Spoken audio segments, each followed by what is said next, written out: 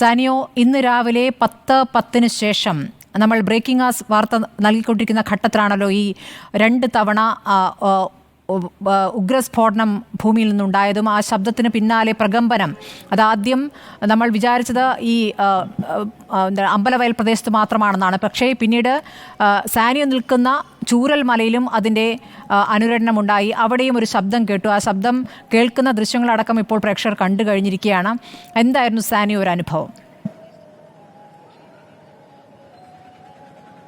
രാവിലെ breaking hours സ്മൃതിയുടെ കൂടെ തന്നെയായിരുന്നു ഉണ്ടായിരുന്നത്. ആ സമയത്ത് നമ്മളെല്ലാവരും, അതായത് മുണ്ടക്കയിൽ ഈ ദുരന്തം റിപ്പോർട്ട് ചെയ്തുകൊണ്ടിരിക്കുന്ന ഞങ്ങളെല്ലാവരും തന്നെ ഒരുമിച്ച് ലൈവ് നിൽക്കുന്ന സമയത്താണ് 10:10 ആയിരിക്കുന്നുണ്ടാവും. എൻ്റെ ഫോൺ കണക്ട് ചെയ്ത സമയമായിരുന്നു.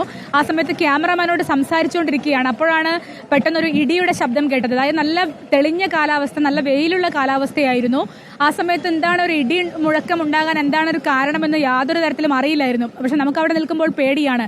ഏതെങ്കിലും തരത്തിലുള്ള മറ്റൊരു ഉരുൾപൊട്ടലോ മറ്റോ ആണോ എന്ന തരത്തിലുള്ള പേടിയാണ്. അപ്പോൾ അത് ക്യാമറമാനുമായി പങ്കുവെക്കുകയായിരുന്നു. ആ സമയത്ത് എന്തോ ഒരു ശബ്ദം കേൾക്കുന്നുണ്ടല്ലോ, എന്താണത് എന്ന് ചോദിക്കുകയായിരുന്നു. അപ്പോൾ അദ്ദേഹവും പറയുന്നുണ്ടായിരുന്നു, ഇത് എന്തോ ഒരു ശബ്ദം കേൾക്കുന്നുണ്ട്, ശരിയാണ്, ഇടിയുടേതാണോ എന്നറിയില്ല എന്നൊക്കെ പറയുന്നുണ്ടായിരുന്നു. ആ ഒരു ചർച്ച അവിടെ അവസാനിക്കുകയും ചെയ്തു. പക്ഷെ പിന്നീടാണ് ഇത്തരത്തിലുള്ള ശബ്ദം, ഇത്തരത്തിലുള്ളൊരു പ്രകമ്പനവും ഈ അമ്പലവയൽ ഭാഗത്തു നിന്നും നെന്മേനി പഞ്ചായത്തിന്റെ ഭാഗങ്ങളിൽ നിന്നും ഒക്കെ ഉണ്ടാകുന്നു എന്ന വാർത്ത വരുന്നത്. അപ്പോഴാണ് നമ്മൾ ആ സമയവും ആ സാഹചര്യവും ഒക്കെ ഓർത്തു നോക്കുമ്പോൾ, അതൊക്കെ തട്ടിച്ചു നോക്കുമ്പോൾ ഇത് അത് തന്നെ ആയിരിക്കുമെന്ന് മനസ്സിലാകുന്നത് അപ്പോഴാണ്. പക്ഷേ യാതൊരു കുലുക്കമോ അങ്ങനത്തെ സംഭവങ്ങളൊന്നും ഉണ്ടായിട്ടില്ല. ഒരു ഇടിയുടെ ശബ്ദം 2 തവണ കേൾക്കുന്നു. 10:10 ശേഷം 2 തവണയാണ് അത് കേട്ടത്.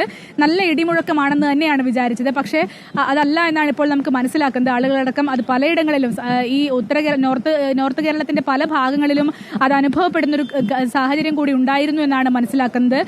കോഴിക്കോടും മുക്കം കൂടരഞ്ഞി ഭാഗങ്ങളിലും അതുപോലെ പാലക്കാടിന്റെ വിവിധ ഭാഗങ്ങളിലും അതുപോലെയുള്ള സ്ഥലങ്ങളിലൊക്കെ, ഈ വയനാട്ടിൽ തന്നെ പലയിടങ്ങളിലും, അതായത് മുണ്ടക്കൈയിലും ചൂരൽമലയിലും ഒക്കെ അത് അനുഭവപ്പെടുന്നു. മാത്രവുമല്ല, അത് ഫയർ ആൻഡ് റെസ്ക്യൂ ഉദ്യോഗസ്ഥർക്ക് തന്നെ അത് അനുഭവപ്പെടുന്നതായി നമ്മുടെ ബൈറ്റിൽ അവർ സംസാരിക്കുമ്പോൾ പറയുന്നുണ്ട്.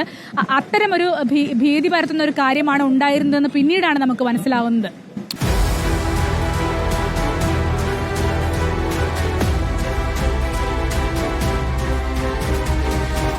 ഡിബേറ്റ് വിത്ത് സ്മൃതി പരുത്തിക്കാട്.